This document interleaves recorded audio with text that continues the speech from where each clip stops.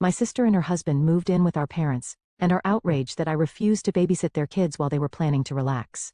My parents sided with them, so I moved out and stopped paying their bills. Fresh out of college with my business degree, I found myself back in my childhood home. I'm Anna, 22 years old, and honestly, I hadn't planned on moving back in with my parents. But here I was. The job hunt didn't take long, thankfully. Within a week, I landed a position at Davidson Marketing with a pretty decent salary and promising performance bonuses. That evening over Mom's meatloaf, I shared my good news. I figured I'd stay here for about 3 months, save up some money, and then get my own apartment. The clinking of forks against plates stopped abruptly. Mom and Dad exchanged one of their looks, the kind that always meant trouble. Moving out, Mom set down her fork. Anna, you know I can only work part-time at the library because of my back problems. Dad cleared his throat, and things aren't great at the plant. There've been rumors of layoffs. We could really use your help with the bills, Mom added softly. And you wouldn't have to pay rent here. It just makes more sense, doesn't it? I stared at my half-eaten meatloaf feeling trapped. They had a point, sort of, and they were my parents after all. I guess I could stay longer. Life fell into a routine after that.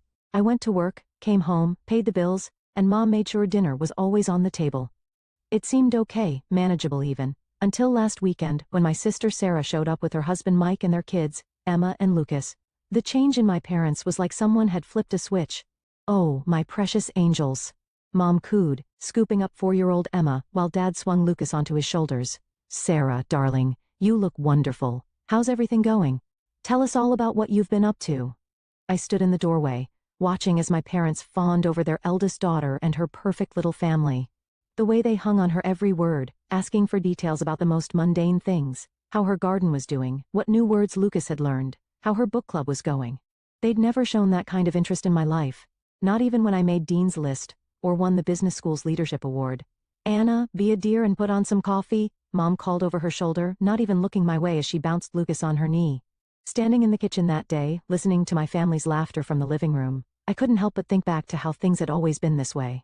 Sarah, 7 years my senior, had always been the star of our family show, while I was relegated to the role of supporting cast. I remember sitting at the same kitchen table when I was 11, showing Mom my straight A report card.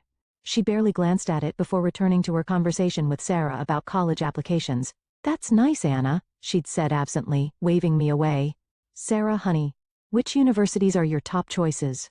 Those years were all about Sarah's high school achievements. Every dinner conversation revolved around her grades, her extracurriculars, her college prep. I'd sit there quietly eating my peas while Mom and Dad hung on Sarah's every word about her AP classes and college tours.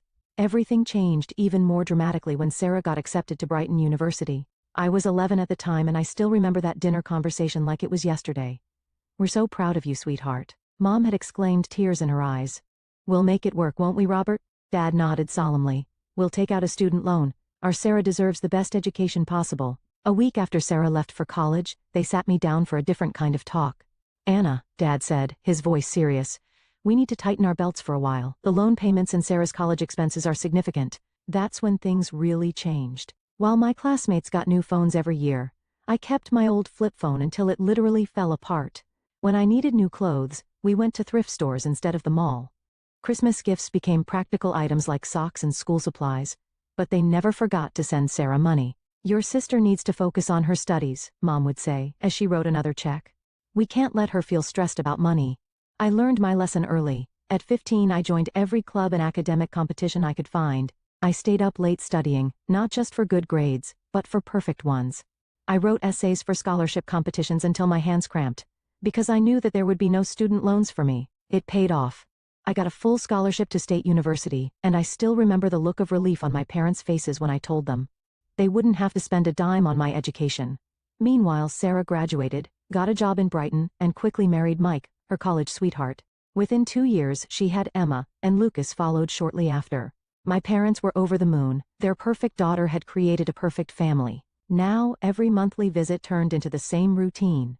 Sarah and Mike would show up with the kids, and before I could even say hello properly, Sarah would be planning her weekend. Anna, you'll watch Emma and Lucas while we go shopping, right? She'd say, not really asking. Mike and I hardly get any alone time these days. The first few times I tried to suggest that our parents could watch them instead. Oh honey, Mom would say, rubbing her back. You know it's hard for me to keep up with young children, and your father needs his rest on weekends.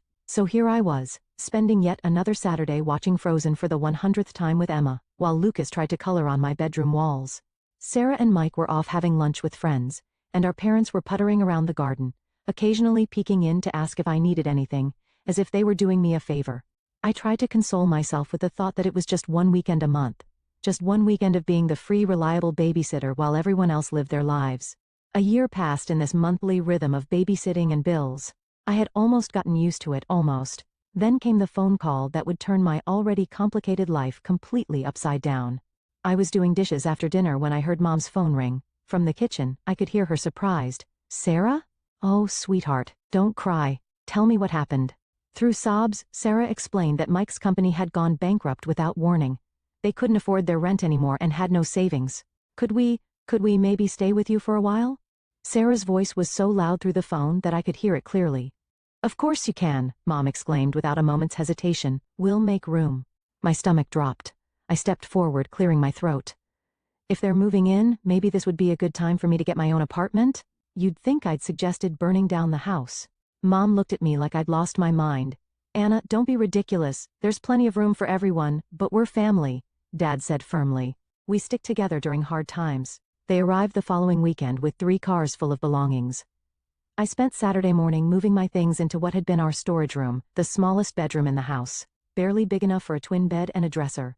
My old room, which was twice the size, became the kids' nursery because the children need space to play. Emma, now 5, and 3-year-old Lucas, treated the entire house like their personal playground. They ran up and down the hallways, screaming and laughing, while Sarah watched TV at full volume, or had long, loud phone conversations with her friends about how difficult this transition was for her. "Emma, Lucas, keep it down." I'd call out when they burst into my room for the 10th time, scattering my work papers everywhere. "They're just playing, Anna," Sarah would say dismissively, not even looking up from her phone. "Don't be such a grouch." After work, all I wanted was to relax in my room, maybe read a book or watch something on my laptop. Instead, I got to listen to Baby Shark playing on repeat through the thin walls, punctuated by the constant thump of little feet running back and forth, and Sarah's loud laughter at whatever show she was watching downstairs. Mike spent his days supposedly job hunting, but mostly I saw him sitting at the kitchen table, scrolling through his phone with a worried expression. "The job market's tough right now," he'd say whenever anyone asked. "But I'm sure something will come up soon." I lay in my tiny bed each night, staring at the ceiling, listening to the chaos that had become my home, and wondered how I'd let myself get trapped in this situation. But every time I thought about bringing up moving out again, I remembered my parents' reaction and kept quiet. The first utility bill after Sarah's family moved in hit me like a punch to the gut. I stood in the kitchen, staring at the numbers that were almost double what I usually paid. The water bill alone had skyrocketed, not to mention electricity and heating.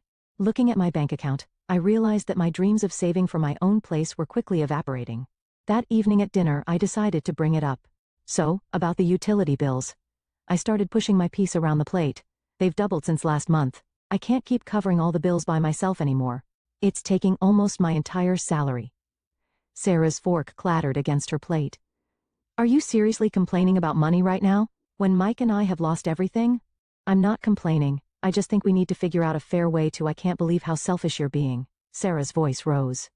"We're going through the hardest time of our lives and all you care about is money?"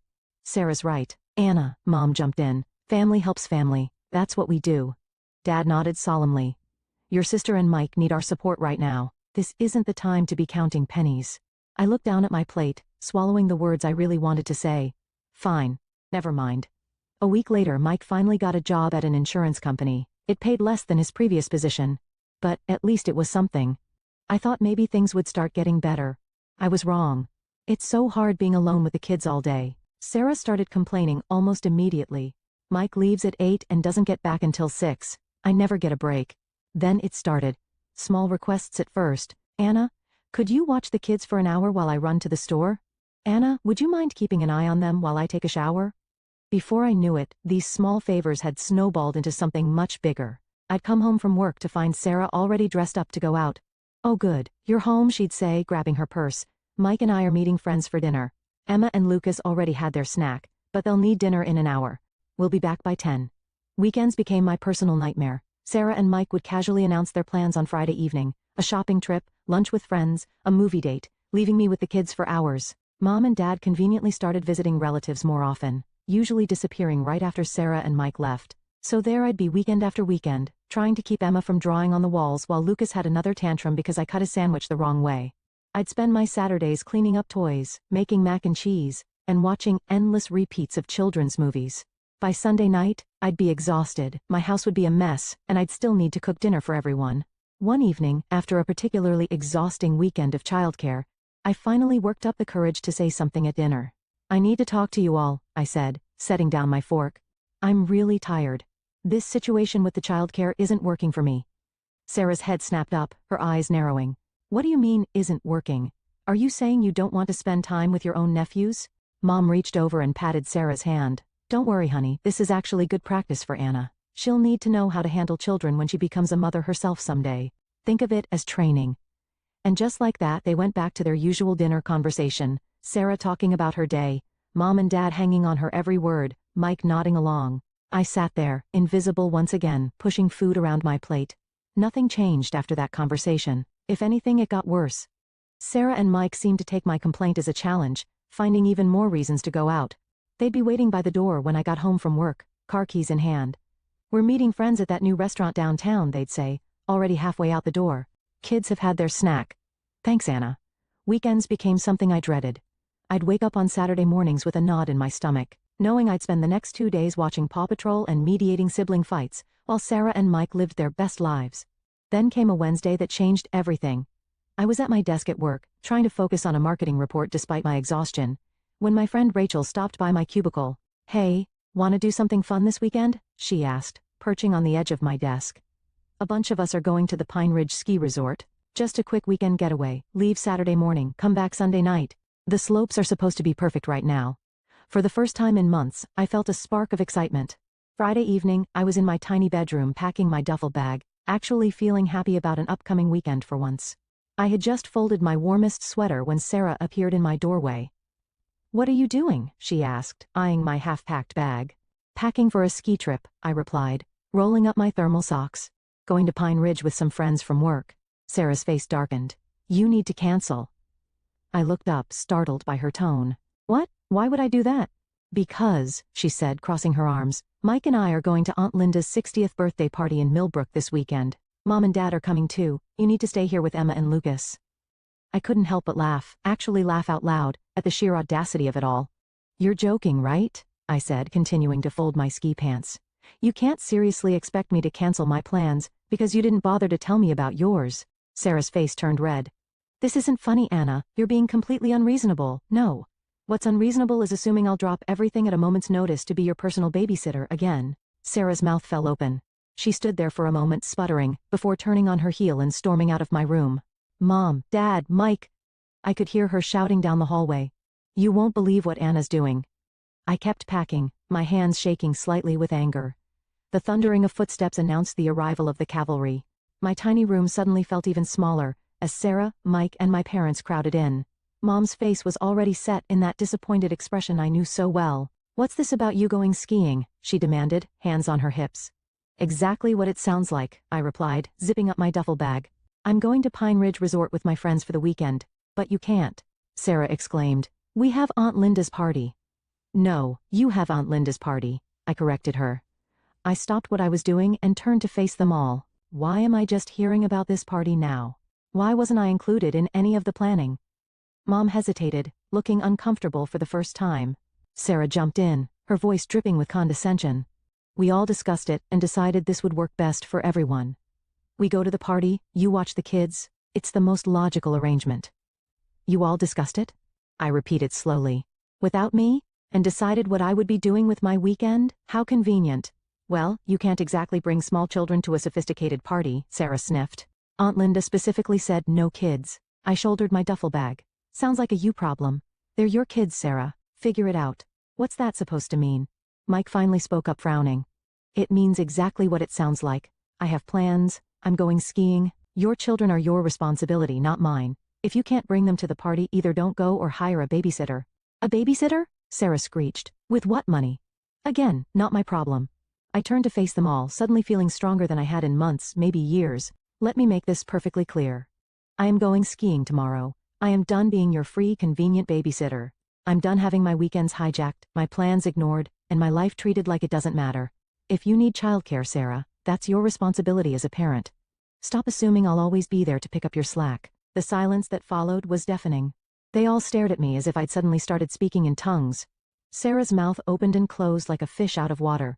Mom looked like she'd been slapped. Dad seemed to be trying to disappear into the doorframe. And Mike, well, Mike just stood there with that same confused expression he'd been wearing since his company went bankrupt. The moment of shocked silence didn't last long. Sarah's face crumpled, and she burst into theatrical sobs, covering her face with her hands. Mike muttered something that sounded distinctly like ungrateful bitch under his breath. How dare you? Mom's voice rose. After everything we've done for you, you're being completely irresponsible. Selfish, Dad chimed in, shaking his head. Absolutely selfish. I stood there, my duffel bag still over my shoulder, watching my family turn into a Greek chorus of accusations. The words washed over me: selfish, ungrateful, inconsiderate, immature, each one meant to cut deep, to put me back in my place. Then Mom delivered what she clearly thought would be the knockout blow. If you walk out that door tomorrow, don't bother coming back to this house. To everyone's surprise, I burst out laughing. Not a nervous giggle, but a full, genuine laugh. They all stared at me as if I'd lost my mind. You know what's funny? I said, wiping tears from my eyes. I've been dreaming about moving out of this house for months. I just didn't have the courage to do it. But here you are giving me the perfect excuse. So thank you, Mom. Get out, Sarah shrieked, her fake sobs forgotten in her rage. Just get out. Gladly, I pulled out my phone and dialed Rachel's number, putting it on speaker just to make a point. Hey, Rach? Sorry to call so late, but is that offer to crash at your place still good? Not just for after skiing, but maybe for a few days? Of course. Rachel's cheerful voice filled the room. I have a spare room. Want to come over now? That would be perfect. I'll be there in 20 minutes. I spent the next 15 minutes gathering everything I could fit in my car: clothes, important documents, personal items. They watched from various doorways as I made trips up and down the stairs, as if they couldn't quite believe I was really doing it. When I had loaded the last box, I walked into the living room where they had all gathered. Oh, one more thing, I said, my voice steady. Since I won't be living here anymore, I won't be paying any of the bills either. You'll need to figure out how to support yourselves. Mom's face went pale. But the utilities, the groceries, not my problem anymore, I said, echoing my words from earlier. I turned and walked out the front door, ignoring Mom's suddenly panicked calls behind me. The drive to Rachel's place was a blur of adrenaline and relief. My phone kept lighting up with calls and messages, angry texts from Sarah, guilt-tripping novels from Mom, stern disappointments from Dad. I ignored them all. The next morning, Rachel and I drove to Pine Ridge Resort as planned. For the first time in what felt like forever, I spent a weekend doing exactly what I wanted to do. We skied, we laughed, we had hot chocolate by the fire, and not once did I have to worry about anyone else's children or problems. When we got back Sunday night, I opened my laptop and started searching for apartments. With my salary no longer going to support my family, I could actually afford a decent place. By Wednesday, I had found a small but bright one-bedroom apartment in a nice area of town, just a 15-minute drive from my office. My first week in my new apartment was like learning to breathe again. Every morning, I woke up to blessed silence, no screaming children, no blaring TV, no guilt-inducing sighs from my mother. I could make coffee and drink it while it was still hot. I could spend my evenings reading or watching whatever I wanted on Netflix. The messages kept coming though. I didn't answer the calls, but I couldn't help reading the texts. They followed a predictable pattern. Mom, how could you abandon your family like this? We need you. Sarah, you're so selfish. The kids keep asking where Aunt Anna is. Dad, your mother is very upset. You need to make this right. The messages cycled between guilt trips and anger, accusations and pleas. I read them all but responded to none. My silence seemed to drive them even crazier. They weren't used to not having power over me. After a week of this, I was sitting on my new couch when Mom's number flashed on my phone again. This time I decided to answer. Anna, finally.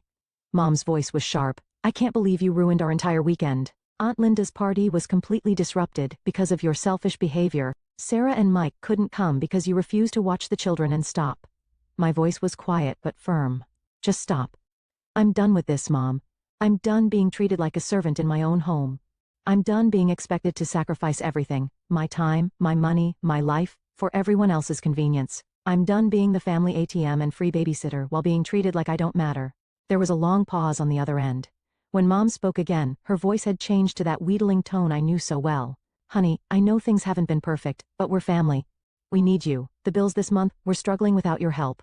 No, Mom, I'm done. Maybe someday we can have a relationship again, but it will be on equal terms. No more manipulation, no more guilt trips, no more treating me like a walking wallet or free childcare service. Until then, I need space to live my own life. I hung up and immediately blocked her number. Then I went through my phone and blocked them all. Mom, Dad, Sarah, even Mike. I blocked them on social media too.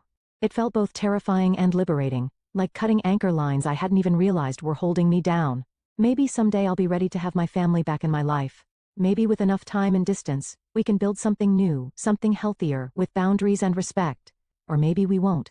Either way, I'm done sacrificing my own happiness and well-being to meet their endless demands.